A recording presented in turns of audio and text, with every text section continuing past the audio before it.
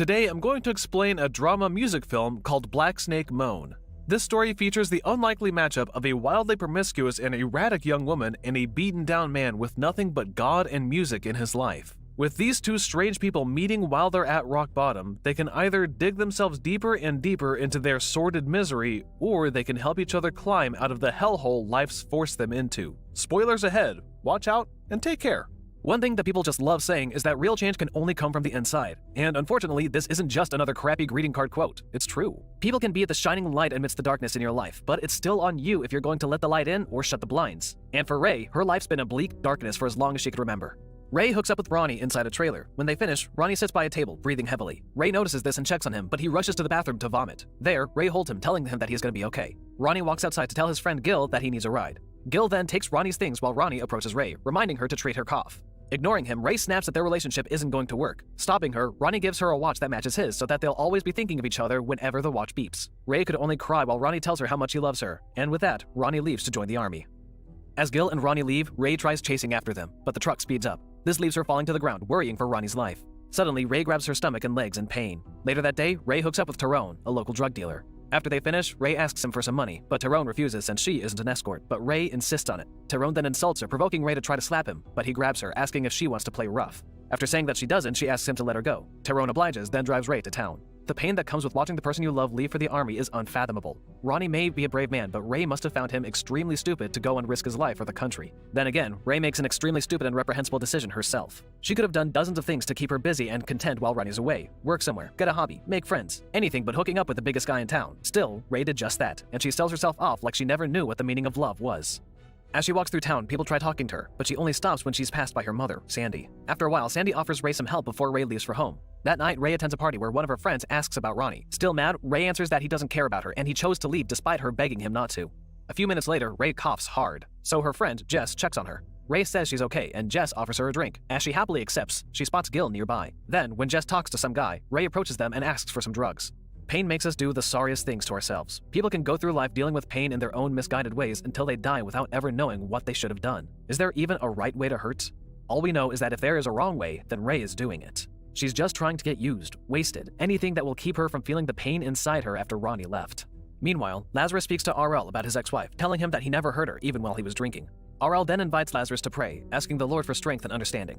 After that, Lazarus enters a restaurant to meet his ex-wife Rose. The two of them talk about how Rose is about to leave with her new man, Deke.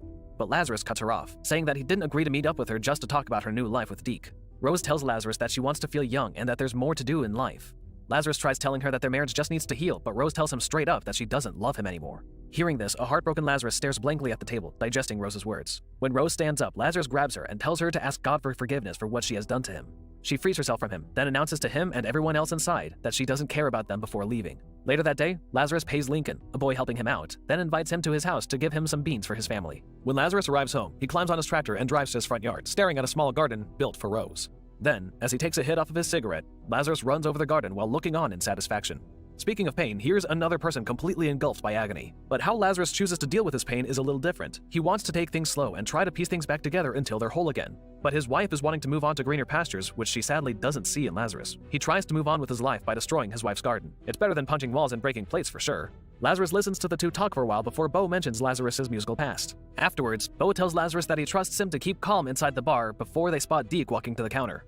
Deke then approaches his brother, Lazarus, saying that he wants to make peace with him before leaving with Rose. Lazarus doesn't believe a single word from him and quips that he can't help ease Deke's heart. Deke then tells his brother that he loves him, but this only angers Lazarus. He smashes his bottle against the counter before pinning Deke against the billiards table. Lazarus demands Deke to tell him that he loves him again as he smashes his bottle beside Deke's head, cutting his hand in the process. Seeing his wound, Lazarus smears some blood onto Deke's face before exiting the bar. In a lot of cases, a stranger stealing another man's wife is basically signing his own death sentence. But Deke, Lazarus' own flesh and blood, just took it to a whole other level, as if the phrase brothers before others doesn't mean a thing. His and Rose's despicability aside, he's also a complete idiot for ever thinking about making peace with Lazarus. He's just lucky that he has a brother who isn't as crazy as he is. As for Ray, she's still at the party. She's playing football with some guys before she moves to the side to take rest, looking like she's about to faint. Suddenly, one of the guys takes advantage of her and hooks up with her. After finishing, he leaves. Ray passes out there. Later, a dazed and woozy Ray wakes up as Gil finds her, offering to take her home. On the road, Gil suddenly stops to confront her about hooking up with Tyrone. Gil appears to be angry for Ronnie, only to try to make a move on her. Ray laughs, telling Gil that his manhood isn't even half of Tyrone's. Insulted, Gil punches Ray, immediately knocking her out. He proceeds to kick her out of his truck, leaving her on the road. Her watch beeps at the same time as Ronnie's, who looks at his. He thinks about Ray as he moves closer to the war. If you look up the word scumbag in the dictionary, Gil's face would probably take up about half the page, so there's still enough room for Deacon Rose. Gil is a pathetic man, desperate for any form of validation in his life, and with what he did to Ray, it basically explained why he's not getting any. In the morning, RL calls Lazarus, saying that he knows about what happened last night between him and Deke. RL tells Lazarus that the people are there for him and that he should only make himself present.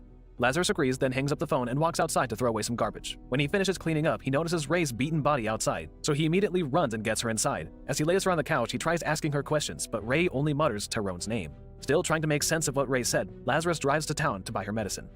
Meanwhile, back at Lazarus's home, a man appears to visit Ray, tearing her underwear off while getting a lighter close to her, but he suddenly disappears when Ray crawls through the floor. After being at the pharmacy, Lazarus makes his way to Tyrone. When they meet, Lazarus describes Ray, then asks if he's ever gotten with her, and Tyrone asks who hasn't. According to him, if Ray has a spare minute, she'll snatch up anybody. Tyrone then explains that he doesn't like being rough with her, and since she's in his favor, anyone who messes with her has to deal with him. He goes on to mention that she has a sickness that has her addicted to hooking up, leaving Lazarus surprised as he realizes that it wasn't Tyrone who hurt her. Lazarus is a good man, that much has been obvious from the get-go, but his kindness runs especially deep, and it shows with how he goes above and beyond with trying to help Ray. He's not just nursing her back to health, he's also trying to figure out who's at the bottom of this to help her. And through his exchange with Tyrone, it also becomes clear that there's still some care and respect at play in his odd relationship with Ray, and they say chivalry is dead. When Lazarus gets back home, he's surprised to find Ray on the floor. He approaches her and realizes that she has a high fever. He then reassures her that he'll take care of her when suddenly, Ray kisses him before screaming like a possessed woman. Afraid, Lazarus grabs his Bible and runs outside as Ray wails inside his house. Calming himself down, Lazarus walks back inside and prepares an ice bath for Ray to break her fever. Later that night, Ray is in a daze as she crawls out of Lazarus's house, crying and screaming for Ronnie. Lazarus calls Ray's attention, asking her to get inside, but Ray panics and tries to run away. Lazarus easily catches her and brings her inside to lay her back on the couch. Ray tells Lazarus that he could sleep with her, but Lazarus sings her to sleep instead. After that, Lazarus takes some chains from his shed and ties Ray up. With that, he plays his guitar and sings the night away. With all the high-octane events that had transpired for Ray and Lazarus, ending the night with a song almost seems like the most absurd thing that could have happened with how normal and warming the gesture is. The next day, Ray wakes up and asks how long she was out. Lazarus tells her that it's been 2 days, and that she's only been waking up in spells. When asked about who beat her, Ray ignores Lazarus, only asking about Ronnie. She quickly remembers that he's gone, so she thanks him for taking care of her, then tries to leave. Lazarus tries stopping her, but as Ray stands, she sees the chain attached to her. Agitated, Ray asks Lazarus what he's been doing to her and why she's chained up. After promising that he never laid a hand on her, Lazarus explains that she can only leave when he believes she's ready. Ray tries telling him that he could just sleep with her, but Lazarus stops her, insisting that he aims to cure her from her wickedness. Now panicking, Ray calls him a Jesus freak who wants to screw the spirit into her. She then pushes Lazarus off and runs outside, screaming for help. However, the chain keeps her from going any further. Lazarus follows and urges her to come back into the house. She eventually submits and returns inside, quickly finishing some food Lazarus gave her. As sweet and nice as Lazarus is, he really needs to give out warnings before tying and chaining someone up while they're unconscious. This easily ticks off any warning flags in Ray's mind. And just waking up to this state after being out cold for 2 days is enough to have anyone praying to all existing deities and maybe some made-up ones too. Though Lazarus truly means well for Ray, he looks like a complete lunatic with nothing but questionable intentions. Later that afternoon, after walking along a field, Lazarus and Ray talk while he cleans her wounds. Lazarus then mentions change, emphasizing that she should start changing her ways when it comes to sleeping with other men. As Lazarus continues to preach passionately about Ray's need for repentance, he starts gripping her tighter, making Ray kick him away. Surprised, Lazarus stands up and gives Ray a glass of water, apologizing for his behavior. As he gives her the glass, Ray tries to seduce him again, but Lazarus walks away and leaves. Afterwards, Ray rests on the couch and tries freeing herself again. As she twirls around, the chains only surround her more. Eventually, she falls asleep. While Ray can't see it, Lazarus only means to save her from eternal damnation. And although he's dealing this in a preacher-like way, this eternal damnation also translates to having your life on Earth being completely screwed up. Throughout Lazarus' life, everything seemed like a failure as he constantly faced trials that tested his faith and values to his limits. Now that he has found Ray, Lazarus sees her as a second chance to do some good in this world, and he's desperate to see this through. The next day, Lazarus drives into town to pick up some clothes for Ray before heading to the pharmacy. Inside, Lazarus speaks to the pharmacist, Angela, and repays her for helping with Ray by giving her some gifts before returning home. Meanwhile, back at Lazarus' house, Ray wakes up and tries escaping again, but fails. She then smokes a cigarette and waits for Lazarus to arrive. Suddenly, Lincoln drops by Lazarus' house to ask for some beans. Ray hears this and considers this to be her chance to escape. As she approaches the door, she remembers the man from her vision, making her move away. With Lincoln entering the house, Ray sees him and immediately removes her top, then walks to Lincoln and kisses him. Outside, Lazarus arrives, catching Lincoln and Ray as he opens the door. Lazarus then kicks Lincoln out before RL suddenly arrives as well, asking how Lazarus is. Lazarus turns him down, telling RL to leave and threatening him with a gun. RL calls Lazarus' bluff and grabs the gun away from him, promising that he's always been there for Lazarus. As Lazarus sighs, he lets RL peek inside the house, and he's surprised to see a half-naked Ray chained up there. Children, some might think that these innocent little things are God's greatest gift to the world, but there are just times when the devil works extra hard to sway them off. All Lincoln wanted was some beans for his family, but his rival at Lazarus' house gave him a bone to go with them. RL then asks Lazarus if he's crazy and tells him that he is aware of the rumors surrounding Ray. To this, Lazarus insists that Ray just needs to talk to someone with some sense. Reluctantly accepting this, RL enters Lazarus's home to meet Ray. She asks RL if he's a preacher before asking why God would forgive someone who hurts others and then let them into heaven. RL tells her that people talk too much about heaven, thinking that it's easy to get in, saying that he also sins and that there's evil in the world. When he has no one else to talk to, he talks to God, asking for strength and forgiveness so that he could do good for the rest of his days, rather than just praying to enter heaven. RL then asks Ray what her heaven is. Sniffling, Ray tells him that it's Ronnie. While Lazarus is an understanding man, RL is on a completely different level. He maintains his composure and treats Ray without judgment, and sometimes that's really all you need in life. Ray especially, seeing as she's in the throes of pain and misery, and being without Ronnie only magnifies that. Back in town, a bus comes up as Ronnie walks down and spots Gil's truck by a bar. Ronnie enters the bar to meet Gil, who's surprised to see Ronnie. Suddenly, one of the patrons, Herman, mentions how people from the army only come home if they went through a dishonorable discharge. Angered, Ronnie tries to get to Herman and curse him, but Gil stops Ronnie. Gil then asks Herman to leave before asking Ronnie why he's back so soon. Ronnie tells him that he was sent home for having severe anxiety caused by loud noises, making him unable to shoot. Gil lightly jokes about it, but Ronnie ignores Gil and asks for Ray. Gil nervously tells him that she's around, but a still worried Ronnie asks Gil if he'll tell him more if he knew anything. However, Gil just stares back at him. Ronnie must be extremely disappointed in himself. Imagine training for months on end and deciding to dedicate your life to serving the army, only to be sent home for having severe anxiety. And anxiety is one hell of a war in on itself. Now that he's lost his career as a soldier, all Ronnie wants to do is come home to his beloved Ray. Alas, things are clearly more complicated than before. Later that night, as music plays on, Lazarus sets up dinner while Ray enters the room wearing her new dress. He compliments her before asking her if she can cook anything. She then starts complaining about her chain and how she feels like a dog inside the house, but Lazarus tries calming her, saying that he knows that there's good inside of her. He then asks her to boil some water, which she does. Soon, RL and Lincoln join them, and they pray together before eating. After finishing up at the bar, Ronnie and Gil head to Ray's house, finding no one inside. Frustrated, Ronnie punches the fridge before Gil sits him down to calm him. With Ronnie now shutting up about Ray, Gil gets annoyed. He snaps at Ronnie, asserting that he had a plan for himself before he ruined it when he met Ray back in high school. Ronnie defends her, telling him that they supported each other no matter what. Gil continues to scream at Ronnie, but he keeps insisting that Ray has changed and that she's faithful to him. Gil then tells Ronnie how Ray gives herself to men every time Ronnie is away, before adding that he doesn't even know Ronnie anymore. Soon enough, a tearful Ronnie bursts, rushing to Gil and fights him. With Ronnie pinning Gil to the wall, he points a gun at him, then throws him outside. After stealing the keys to his truck, he continues looking for Ray. For some reason, Gil is trying to be a so-called friend to Ronnie. While he's not wrong about Ray, he's clearly a hypocrite who isn't actually trying to look out for Ronnie and his relationship. He was so ready to pounce on Ray and even kept his "Where is Ray" charade up until he couldn't handle it anymore. Slightly insulted, Ray comments that Lazarus is still making jokes, but Lazarus orders her to come closer. He then unlocks the chain attached to her, saying that he can't change anyone and that people call the shots with how they want to live their life. When he offers to drive Ray back to town, she asks him to play his guitar for her instead. As Lazarus complies, he tells the story of how he wanted children, but Rose didn't want them. But now she's pregnant with someone else's child. He mentions that Rose lost her glow, and now that he's all alone, Lazarus can hear the black snakes moan, singing as the rain and thunder come down outside. Suddenly, Ray sees the man from her vision again, scaring her as the thunder roars louder. Ray moves closer to Lazarus and pleads with him to continue the song. Lazarus obliges as he continues while Ray holds him, still remembering the man from her vision. In the morning, Lazarus drives Ray back to town.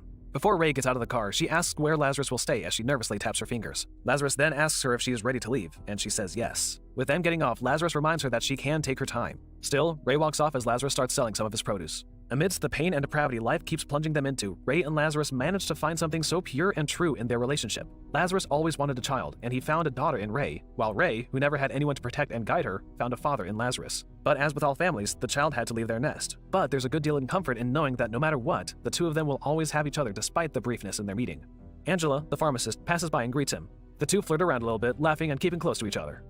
Ray heads to the pharmacy and finds Sandy putting tags on products there. As Ray greets her, Sandy asks what happened to Ray's face, but Ray makes an excuse before inviting her for some coffee. Sandy then just asks if she just needs some money, but Ray, offended, asks why they have to talk like this and emphasizes that she's trying to be different now. However, Sandy turns her down, telling her where the makeup is. Hearing this, Ray stops and tells Sandy that she should have been there for her. Frustrated, her mother asks what she's talking about. This sets Ray off, and she starts lashing out at her mother, saying that her mother should have kept that man from touching her and doing whatever he wanted to her when she was just a kid. With Sandy grabbing her, Ray apologizes for speaking up to her. But she tells Sandy that she doesn't have to apologize, she just wants Sandy to say how she knew. But Sandy coldly tells her that the only thing that she is sorry for was giving birth to her. She even adds that Ray shouldn't blame her for everything that's happened to her. Shocked, Ray freezes for a moment, then grabs a mop beside her and starts wailing on her mother, telling Susan that she's a liar and that she just let her be mistreated. Ray isn't asking for much here, she's hardly asking for anything at all. The broken and beaten up girl just wanted her mother to acknowledge the torment that she put her through, to admit that she liked some repulsive son of a gun more than she liked her own daughter, that she let him touch her in ways that children should never be touched. But Susan couldn't even give her that. She refused to even think about the part she played in messing her daughter up beyond recognition. Back outside, Lazarus and Angela continue talking when Lazarus notices the commotion nearby. He rushes inside the pharmacy and finds Ray sobbing after what happened. He then carries her out, ignoring Angela's questions about Ray. With that, he leaves to take Ray home.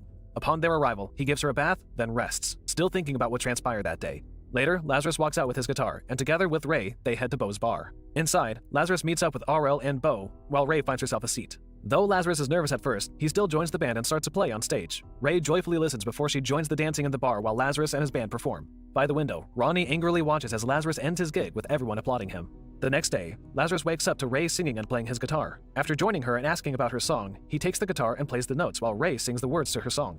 As the two go on, Ronnie slowly enters the house. With a gun in his hand, he hits Lazarus on the head.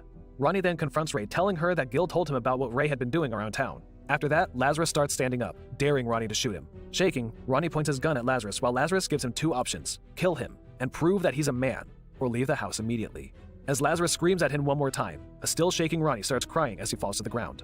Ray comforts her boyfriend while Lazarus calls RL, asking him to help with the two. Like Lazarus and Ray, Ronnie's just a good man who's dealt a bad hand. Both life and their own selves found a way of cracking at them, tearing them apart, and hurriedly putting them back together. Some parts are missing, some parts are put wrong. So they found themselves on the cusp of doing something that they don't even want to do. Ronnie for sure doesn't have it in him to actually pull the trigger, but his amalgamations of emotions almost did him in.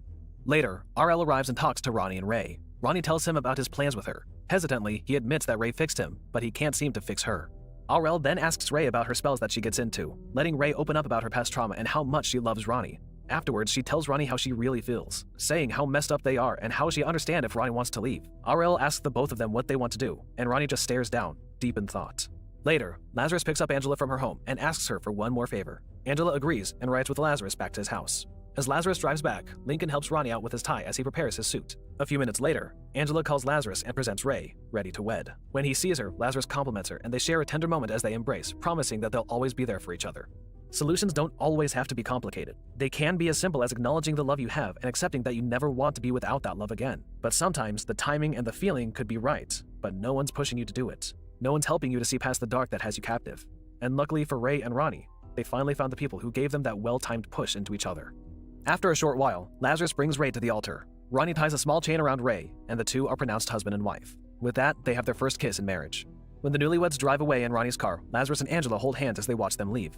Along the highway, Ronnie and Ray are still happy from their wedding until two trucks block Ronnie's path. With his anxiety settling in, he starts panicking, so he pulls over. Ray notices this. She's reminded of her own trauma, but this time, she manages to control herself by remembering what Lazarus did for her. She embraces Ronnie, singing her song from earlier and comforting him as Ronnie starts calming down. When love burns down, you should be able to find shelter in your family. When a family is destroyed, your love can be your only refuge. But for Ray and Lazarus, they had neither. Susan was a vile, sinister, and violent mother. One who doesn't need to do the attacking or the assaulting to be violent. The way Susan let a man touch and mistreat her daughter when she was so young is just as despicable as the act itself. This left scars on Ray's psyche, scars that neither she nor Ronnie were able to heal, and Susan never even tried. So the pain kept festering and festering, worsening as Ray lost her love to the war, even if temporarily. And the pain had her making horrible mistakes for her own, where she put herself at risk, where she disrespected the loving Ronnie had given her. Ray's been burdened by deeply rooted trauma and agony that kept tight a hold of her, that kept seeping in almost everything she did.